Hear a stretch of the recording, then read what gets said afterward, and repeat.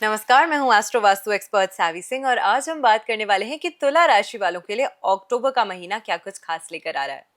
अक्टूबर के महीने में कई सारे ग्रहों के ट्रांजिट्स हो रहे हैं, कई सारे राशि परिवर्तन हो रहे हैं, लेकिन उसी के साथ में ये महीना महापर्व का भी महीना है। यानी कि इस महीने की शुरुआत हो रही है रामनवमी से, जो कि 1 अक्टूबर को मनाई जाएगी और महीने का समापन होगा आंवला नवमी यानी कि अक्षय नवमी के साथ में। और इस बीच में कई सारे पर्व, कई सारे फेस्टिवल्स, कई सारे त्योहार भी पड़ने वाले हैं। तो किस तरीके से, किस समय के दौरान, किस विधि अनुसार आपको कौन सा पर्व, कौन सा त्योहार सेलिब्रेट करना है, उसकी भी बात करेंगे। और साथ में ये महीना आपके लिए जो प्लैनेट्स हैं, जो ट्रांजिट हो रहे हैं, जो गोचर हो रहे हैं ग्रहों के, वो आपको एज एन इंडिविजुअल किस तरीके से प्रभावित करने वाले हैं, उसकी भी हम बात करेंगे। और ये ट्रांजिट्स खास करके आपके रिलेशनशिप्स को, आपके स्वास्थ्य को, आपके व्यवसाय को, आपके रिश्तों को, आपके संबंधों को किस तरीके से प्रभावित करने वाले हैं, उन सभी चीजों को आज की वीडियो में हम डिटेल में समझेंगे। सबसे पहले अगर हम पंचांग की बात करते हैं तो इस महीने की शुरुआत, जैसे कि मैंने पहले ही बताया, होने वाली है राम नवमी के पर्व से। 22 सितंबर से ही शारदीय नवरात्रे प्रारंभ हो गए थे और प्रारंभ के साथ ही जो समापन होता है वो होगा माँ सिद्धिदात्री की पूजा से। माँ सिद्धिदात्री की पूजा और साथ में रामनवमी का ये जो पर्व है वो 1 अक्टूबर को मनाया जाएगा। 2 अक्टूबर को मनाया जाएगा विजयदशमी यानी कि दशहरा का महापर्व। 8 अक्टूबर को शुरू हो जाएंगे कार्तिक मास, यानी कि कार्तिक का महीना प्रारंभ हो जाएगा, जो कि 5 नवंबर तक रहने वाला है। और इस बीच जितनी पूजा आप करते हैं, जितनी भक्ति आप करते हैं, उतना ही विशेष लाभ आपको आपके जीवन में देखने को मिलता है। कार्तिक मास के समय, सुबह के समय और संध्या के समय अगर आप नियमित रूप से, नियम अनुसार तुलसी माँ की पूजा करते हैं, अर्चना करते हैं, उनके समक्ष शुद्ध देसी घी का दीपक प्रज्वलित करते हैं, तो भी आपको आपके जीवन में आरोग्य की प्राप्ति होती है। स्वास्थ्य संबंधित परेशानियां या नेगेटिविटी अगर घर में बनी रहती है तो वो सभी परेशानियां और कष्ट जो हैं वो खत्म होते हैं। करवा चौथ का पर्व मनाया जाएगा 10 अक्टूबर को। तो इसका तो सभी सौभाग्यवती महिलाएं जो होती हैं वो बहुत ही देर से इंतज़ार करती हैं, क्योंकि ये समय जो होता है वो आपके रिश्तों में मजबूती लाने का समय होता है। आपके प्रेम जीवन में, आपके प्रेम संबंधों में, आपके पति के साथ, आपकी पत्नी के साथ आपके संबंधों को और ज़्यादा बेहतर और मजबूत करने का भी समय होता है। इसी के साथ अहोई अष्टमी का जो व्रत है, अहोई अष्टमी का जो पर्व है वो मनाया जाएगा 13 अक्टूबर को। और फिर 18 अक्टूबर को मनाया जाएगा धनतेरस का महापर्व। और धनतेरस के पर्व पे आपको आपकी राशि अनुसार एक बहुत ही विशेष उपयोग भी हम बताएंगे, एक बहुत ही खास रेमेडी भी हम आपको बताएंगे, जिसको करके आप पूरे साल अपने जीवन में ढेर सारी खुशियां, तरक्कियां और अच्छी अपॉर्चुनिटीज जो हैं अपने लिए अट्रैक्ट कर सकते हैं। तो उस रेमेडी का भी आप वेट जरूर कीजिएगा। इसी के साथ हनुमान जयंती का पर्व मनाया जाएगा 19 अक्टूबर को और फिर दीपावली का महापर्व होगा 21 अक्टूबर को। 22 अक्टूबर को है अन्नकूट का व्रत और साथ में भाई दूज का पर्व मनाया जाएगा 23 अक्टूबर को। और जैसे कि मैंने शुरुआत में ही बताया था कि महीने का समापन, यानी कि अक्टूबर के महीने का समापन होगा आंवला नवमी, जिसे हम अक्षय नवमी भी कहते हैं, जो कि 31 अक्टूबर को मनाई जाएगी। और इस दिन 31 अक्टूबर को आपको एक महाप्रयोग जरूर करना है। आंवले का भोग श्री हरि विष्णु को इस दिन आपको जरूर अर्पित करना चाहिए और फिर प्रसाद रूप में खुद ग्रहण करना चाहिए, जिससे आपको आपके जीवन में ढेर सारा आशीर्वाद भी प्राप्त होता है, आरोग्य की प्राप्ति होती है और साथ में आपकी समस्त मनोकामनाएं जो है वो भी पूर्ण होती हैं।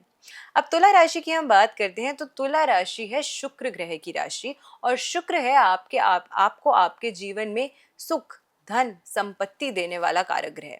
अब इस ग्रह की अगर हम सबसे पहले बात करते हैं तो इस समय के दौरान शुक्र जो है वो 9 अक्टूबर तक सिंह राशि में प्लेस रहने वाले हैं और उसके बाद कन्या राशि में ट्रांजिट करेंगे। और ये गोचर जो है वो स्पेसिफिकली आपके लिए आपके एकादश और आपके द्वादश भाव, यानी कि 11th एंड 12th हाउस की जो एनर्जी है उसको सबसे ज्यादा ट्रिगर करता हुआ नजर आएगा।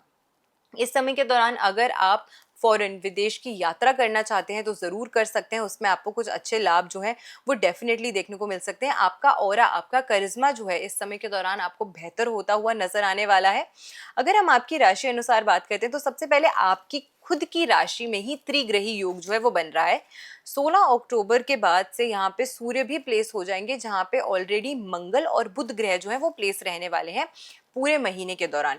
तो 16 अक्टूबर से नीच के सूर्य, साथ में मंगल और साथ में बुध, ये 3 ग्रह जो हैं, ये त्रिग्रही योग जो है वो आपकी ही राशि तुला राशि में बनने वाला है। और इस त्रिग्रही योग के चलते आपके अंदर एक नया करिश्मा, एक नई आकर्षण शक्ति होने वाली है। आप बहुत ज़्यादा स्ट्रेट फॉरवर्ड और ब्लंट होने वाले हैं। इसी वजह से ये भी पॉसिबिलिटी है कि कोई चीज़ आप किसी व्यक्ति को ऐसे बोल दे जो उनको बहुत ज़्यादा चुभ जाए, उन्हें बहुत ज़्यादा बुरी लग जाए। तो इसीलिए स्ट्रेट फॉरवर्डनेस तो रखिए, लेकिन उतनी एक्सटेंड तक रखिएगा जितना किसी सामने वाले व्यक्ति का दिल ना दुखे आपकी बातों से। तो इसका भी थोड़ा सा ख्याल आपको ज़रूर रखना चाहिए।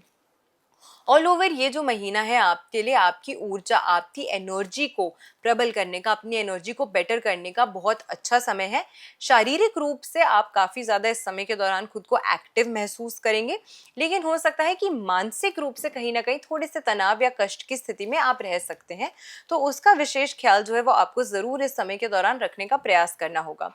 इसी के साथ में अगर हम बात करते हैं जुपिटर की, देवगुरु बृहस्पति की, देवगुरु बृहस्पति अभी मिथुन राशि में है और 18 अक्टूबर की अगर हम बात करें तो अपनी उच्च राशि कर्क राशि में गोचर करेंगे, जो कि आपकी राशि से नवम और दशम भाव की राशियां हैं। तो नवम भाव के कारक ग्रह होते हैं जुपिटर, और वहीं जब ये दशम भाव में उच्च की प्लेसमेंट में आ जाएंगे तो ये दोनों ही प्लेसमेंट्स जो है देवगुरु बृहस्पति की आपको आपके जीवन में शुभता प्रदान कर सकती है। इस समय के दौरान अगर आप अक्सर आपको लगता है कि आप कोई भी निर्णय लेने से पहले आप बहुत ज़्यादा सोचते हैं, आप डिसाइसिव नहीं हो पाते, यानी कि आपके अंदर वो दृढ़ निश्चय या आपके अंदर वो एक क्लैरिटी नहीं है कि मुझे ये निर्णय जो है वो लेना है, तो उसमें कहीं ना कहीं परिवर्तन आता हुआ आपको नजर आने वाला है। इस समय के दौरान आप बहुत ज़्यादा डिसाइसिव होंगे अपने निर्णय, और खास करके व्यवसाय, बिजनेस को लेकर आप जो निर्णय लेने वाले हैं वो बहुत ज़्यादा स्पष्ट और सटीक तरीके से लेते हुए आप नजर आ सकते हैं इस समय के दौरान। शनि ग्रह की अगर हम बात करते हैं तो छठे भाव में वक्रिय हैं शनि इस समय के दौरान। थोड़ा सा आपको इस समय के दौरान जरूर प्रयास करना होगा कि आपके आसपास के जो लोग हैं, जिन लोगों के साथ आप अपने जॉब में, अपने कार्य क्षेत्र में कार्य करते हैं, काम करते हैं, उनके साथ छोटी छोटी बातों पे वैचारिक मतभेद हो सकते हैं। तो उसको आप किस तरीके से उस सिचुएशन को टैकल करते हैं, हैंडल करते हैं, उसका प्रयास आपको बहुत ध्यान से करने की, आपको बहुत सोच समझ कर कोई भी चीज़ बोलने की इस समय के दौरान आपको ज़रूरत होगी। इसी के साथ में सप्तम दृष्टि जो है बुध, सूर्य और मंगल की, वो आपके सप्तम भाव पर भी पड़ रही है। तो कहीं ना कहीं आपके संबंध जो है आपके स्पाउस के साथ, यानी कि आपके पार्टनर के साथ, उसमें कुछ तनाव की स्थितियां बढ़ती हुई नजर आ सकती हैं। तो अपनी वाणी पर अगेन आपको नियंत्रण रखना है। सामने वाले की भी बात आपको सुनने और समझने का प्रयास करना होगा। कम्युनिकेट करके कोई भी बात अगर आप करेंगे या कोई भी परेशानी अगर आपके जीवन में आ रही है तो अपने पार्टनर के साथ उसे अच्छे से कम्युनिकेट करके अगर आप उस बात को सोचते हैं, समझते हैं और फिर उस पर कोई निर्णय लेते हैं तो आपका जो रिश्ता है वो उसमें और ज़्यादा मजबूती आ सकती है। इसी के साथ केतु जो है वो इस समय के दौरान सिंह राशि में प्लेस रहने वाले हैं, जो कि आपकी राशि से एकादश भाव की राशि है। आपके साहस में, आपके कॉन्फिडेंस में, आपके ऑरा में इस समय के दौरान अच्छी वृद्धि होती हुई नजर आएगी। लोग आपकी तरफ इस समय के दौरान आकर्षित होते हुए नजर आ सकते हैं। सरकारी काम में या फिर सरकार से जुड़ा हो कोई भी कार्य जिसमें आप वेट कर रहे थे कि आपको कुछ फायदा हो, तो वो लाभ जो है वो आपको इस समय के दौरान प्राप्त हो सकता है।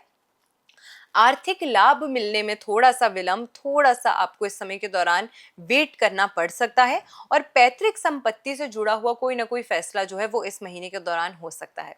तो इस तरीके से मिले जुले रिजल्ट्स लेकर आपके लिए ये जो महीना है अक्टूबर का आ रहा है। लेकिन जैसे कि मैंने शुरुआत में ही बताया था कि इस महीने हम चाहते हैं कि आप एक प्रयोग, एक महा उपाय जरूर करें, जिससे आप पूरे साल के लिए अपने वेल्थ को, अपनी हेल्थ को, हर चीज में आपको अच्छा लाभ मिल सके। और ये उपाय जो है, ये महाप्रयोग जो है वो आपको धनतेरस के ही दिन करना है।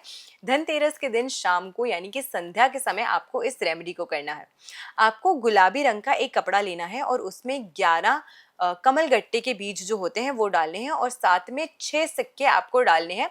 किसी भी संख्या में आप ये सिक्के डाल सकते हैं, आपको गिनना नहीं है कि 1 रुपए का है, 2 रुपए का है, 5 रुपए का है, 10 रुपए का है। बस 6 सिक्के जो हैं आपको इसमें डाल के इस पोटली को बांध देना है, और अपनी घर की साउथ ईस्ट की दिशा में, यानी कि आपको इसको अपने घर के आग्नेय कोण की दिशा में इस पोटली को रखना है।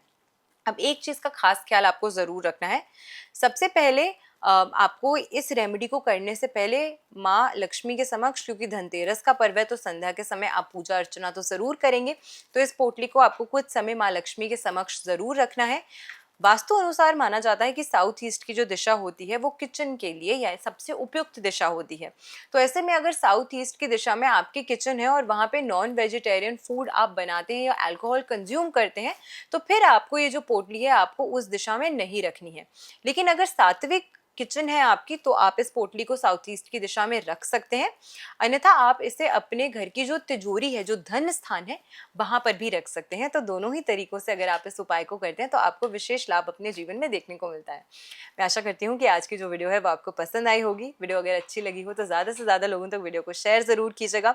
और आप सभी के लिए दिवाली का ये पर्व बहुत सारी खुशियाँ, बहुत सारा सौभाग्य और बहुत सारे सुख की प्राप्ति करवाए, हमारी ऐसी ही आशा है। तो आप सभी को दिवाली के इस महापर्व की हार्दिक शुभकामनाएं। नमस्कार, जय माता दी।